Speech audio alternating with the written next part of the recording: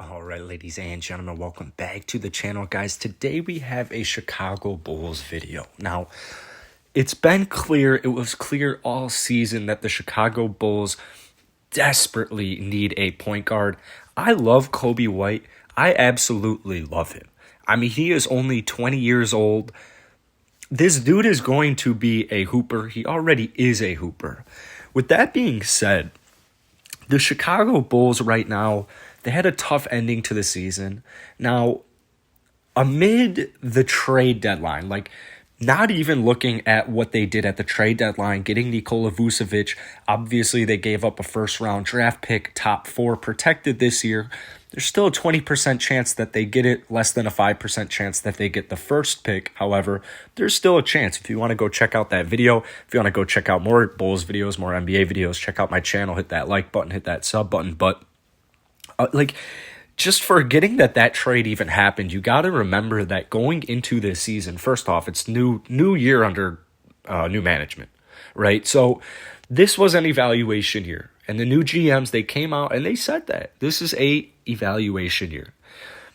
Well, they made a huge move at the deadline. They went and they got Nikola Vucevic, a guy in his prime, for relatively cheap. I feel like we didn't have to give up too much for him, and at the same time, he doesn't cost too much. So I think with Nikola Vucevic, you're looking at least 3 years. He's about 30 years old, so when you're looking at least 3 years, I would have to imagine until his contract is up, he should be really solid for this Chicago Bulls team. Now, the point guard situation was confusing because you have Zach LaVine at 26, pretty much about to enter his prime, entering his prime right now. You want to maximize both of Nikola Vucevic and Zach LaVine just genuinely being in their prime. You want to maximize that to the most of your ability. So the thing is, with the Chicago Bulls is, I love Satoransky. I love Coby White, man. But here's the deal. Coby White's got 2 years left on his rookie contract. I'm still not sold on Coby White being a cornerstone point guard for this team. He has a lot of question marks, mainly being defense, playmaking ability. I will say this. Towards the end of the season, especially when Zach LaVine went down, he was inconsistent at times, and it took him a little bit to get going.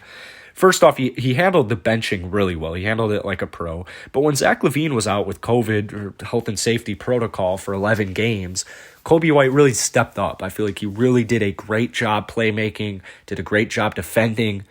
Obviously he's not elite in either of those categories, but just looking back at not only last year, but earlier in the season, I think he has gotten significantly better.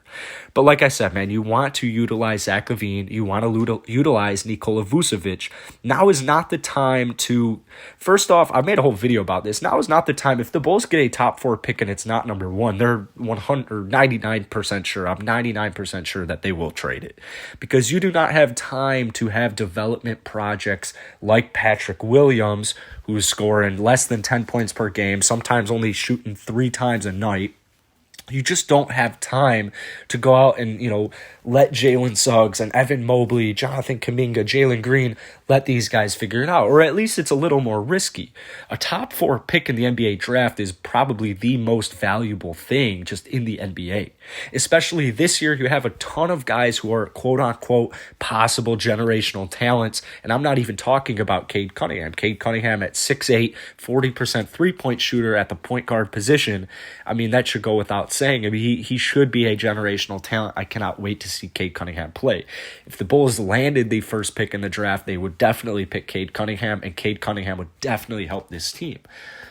Cade will be an all-star in probably 3 years' time. The thing is, Patrick Williams, you got guys like Jalen Green, Jalen Suggs, you're just not sure. So that's why I think they would trade it. It's the same thing with Coby White is the point I'm trying to make here. You have 2 years left of Coby White. I like Satoransky. I like Coby White, but just from a winning perspective, it has completely changed. We wanted the Chicago Bulls to make a move. We wanted them to make a big move at the deadline, and that's exactly what they did. So it's no longer rebuilding. It's win now. Let's get pieces for right now. And at the same time, they are still looking good in the future. Coby White, I mean, that goes without saying. The whole video is about Coby White. But you're just looking good in general, no matter what happens to Patrick Williams, no matter what happens to Coby White.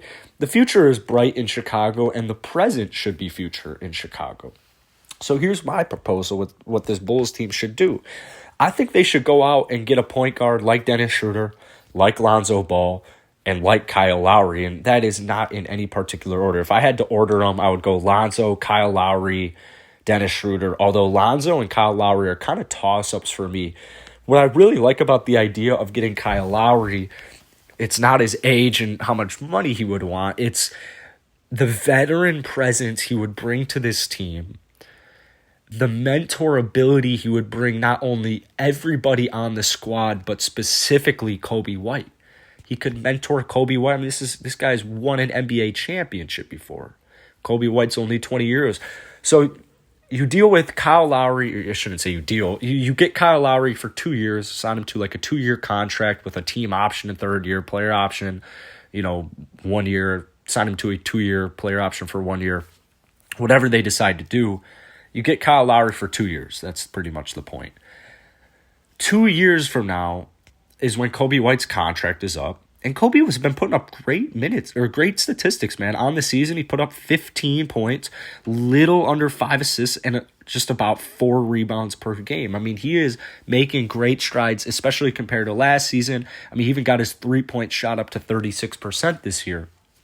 So I want to see what Coby White is capable of, because obviously Kyle Lowry won't be playing every single game. Maybe they'll even load manage him a little bit.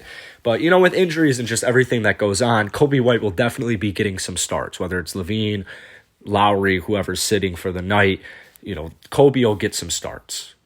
In his first season, rookie season, it was a little different. He still got one, but this year, 54 starts in 69 games played. So I like this Kyle Lowry situation because 2 years from now, you get Kyle Lowry, and Kyle Lowry's a good point guard. And then 2 years from now, Coby White's contract is up. You'll know more about Coby. You'll know if you want to pay him big bucks. If you want to sign him long-term to a big contract. Now, with Lonzo Ball and Dennis Schroeder, they're a little different. I'm not particularly keen on Dennis Schroeder, but I do think Dennis Schroeder is better than nothing, a good playmaking guard.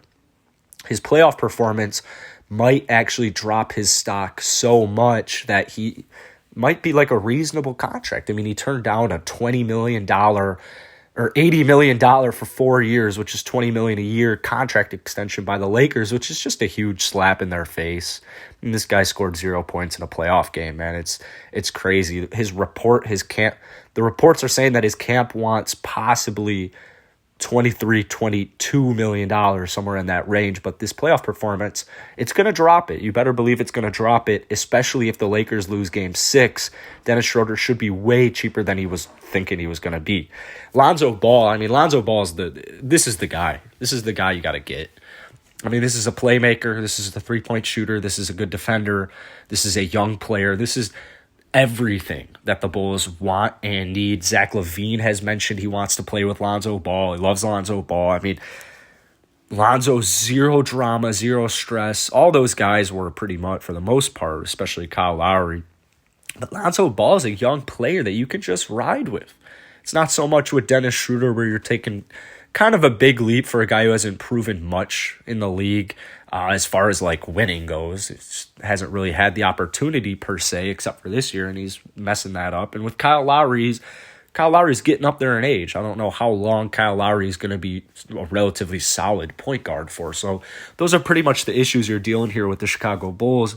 But there should be plenty of options at that point guard position, whether it's via trade, whether it's free agency. So I fully expect the Bulls to have a good point guard next season. I think Coby White will come off the bench.